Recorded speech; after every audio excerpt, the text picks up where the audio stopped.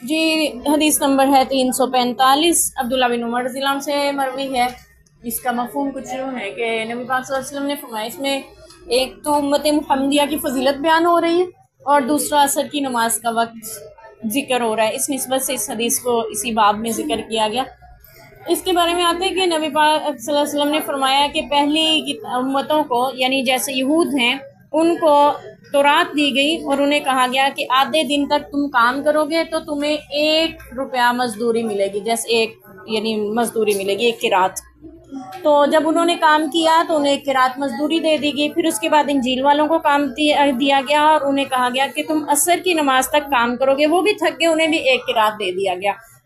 پھر عصر سے مغرب تک کا وقت رہ گیا، وہ اس میں لوگوں کو قرآن دیا گیا، ہم لوگوں کو. اور پھر غروب آفتاب تک کام کیا ہم نے تو ہمیں 2 قرات دے دیے گئے. تو پہلی دونوں امتوں نے اعتراض کیا کہ یا اللہ جی یہ کیا، ہم نے کام زیادہ وقت میں کیا، زیادہ دیر تک کیا، ہمیں 1 قرات مزدوری ملی، اور انہوں نے کام تھوڑا وقت میں کیا ہے، تھوڑا وقت ان کو ملا ہے اور ان کی مزدوری ڈبل. اللہ نے فرمایا کیا میں نے تمہاری مزدوری سے کچھ کم کیا؟ انہوں نے کہا نہیں اللہ جی.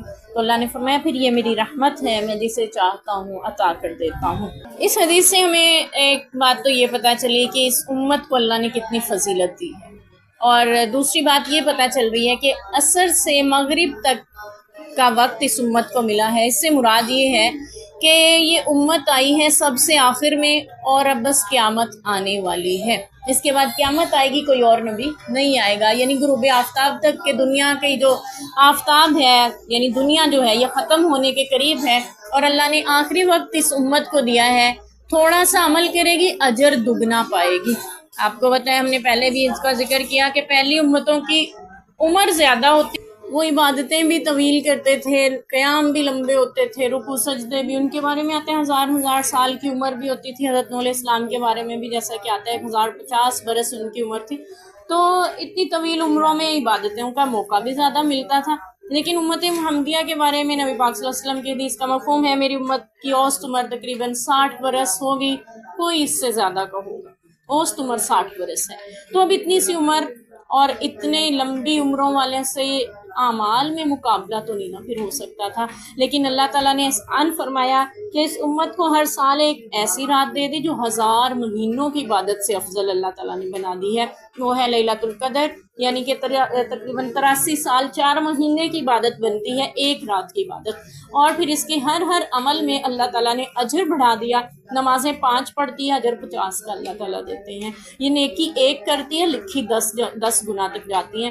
یہاں تک آتا ہے کہ اگر گناہ کا ارادہ کرے تو اللہ فرشتوں سے کہتے ہیں اس کا گناہ نہیں لکھنا.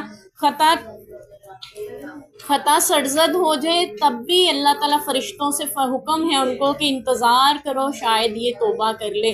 اگر توبہ کر لیتی ہے تو اس کا گناہ نہیں لکھا جاتا، اور اگر گناہ کا خیال آ جاتا ہے لیکن کرتی نہیں ہے یہ امت، گناہ رک جاتی ہے تو 1 نیکی لکھ دی جاتی ہے. اور اگر نیکی کا ارادہ کرے تو حکم ہے فرشتوں کو کہ 1 نیکی لکھ دو، صرف ارادہ کر لینے پہ. اور جب نیکی کر لے تو 10 نیکیاں لکھ دو.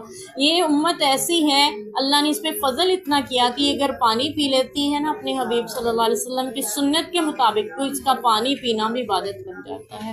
اس کا کھانا کھانا سنت کے مطابق، اس کا پہننا لباس، اس کا سونا جاگنا، گھر سے نکلنا داخل ہونا، تمام امور زندگی جو معاملات ہیں وہ بھی سنت کے مطابق اہتمام اگر کر لے تو ہر کام ان کا عبادت بن جاتا ہے. اور اس کے لیے اللہ نے دوہرا اجر اس امت کو عطا کیا ہے.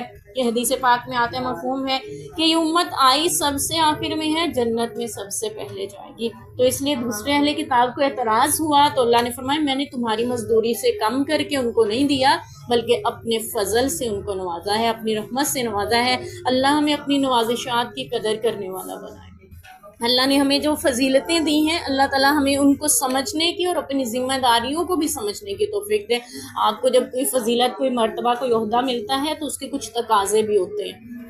یہ نہیں ہے کہ آپ کو بس ٹیچر بنا دیا گیا، میم بنا دیا گیا، یعنی اسکول میں آپ کو کسی بھی ادارے میں آپ کو بڑا عہدہ دے دیا گیا اور آپ وہاں پہ کارکردگی نہیں دکھا رہے ہیں تو نہ تو وہ لوگ ادارے کے آپ کو سراہیں گے اور نہ ہی اللہ تعالیٰ کی نظر میں آپ جو ہیں وہ کامیاب ہوں گے۔ کامیاب وہ شخص ہوگا جو اپنے عہدے کو، اپنے مرتبے کو سمجھے، مقام کو سمجھے، اور پھر اس کے مطابق اپنی ذمہ داری جو عائد ہوتی ہے اس کو بھی نبھائے۔ اللہ نے اگر ہمیں دوہری فضیلت دی ہے نا تو ذمہ داری بھی دوہری لگائی ہے۔ پہلے نبیوں کا کام تھا دین کی دعوت دینا، اب اللہ نے یہ کام بھی امت کے سپرد کر دیا ہے کہ اب نبی نہیں آئے گا قیامت تک، تمہیں لوگوں کو دین کی دعوت بھی دینی ہے، تمہیں خود بھی عمل کرنا ہے، دوسروں تک بھی پہنچانا ہے۔ دوہرا کام دیا ہے، اگرچہ وقت کم ہے، یعنی تھوڑی سی عمر ہے یا تھوڑا سا وقت کہ اب قیامت آنے والی ہے، بس زیادہ لمبے چوڑے وہ تو نہیں ہے۔ جبکہ حضرت عیسیٰ علیہ السلام کے بعد، یعنی دنیا سے اٹھائے جانے کے بعد، نبی پاک صلی اللہ علیہ وسلم 600 سال بعد دنیا میں تشریف لائے ہیں۔ تو یوں ہر امت کا ایک لمبا عرصہ رہا ہے، اب تک وہ لوگ عیسائی جو ہیں اپنے دین پہ لگے ہوئے ہیں، لیکن ان کے لیے وہ اجر نہیں ہے جو امت محمدیہ کے لیے، یہودیوں کے لیے وہ اجر نہیں ہے جو امت محمدیہ کے لیے اللہ نے رکھا ہے۔ تو اللہ ہمیں اپنی ذمہ داری کو بھی سمجھنے کی توفیق دے، اور اللہ تعالیٰ ہمیں خود بھی بعمل بنا دے۔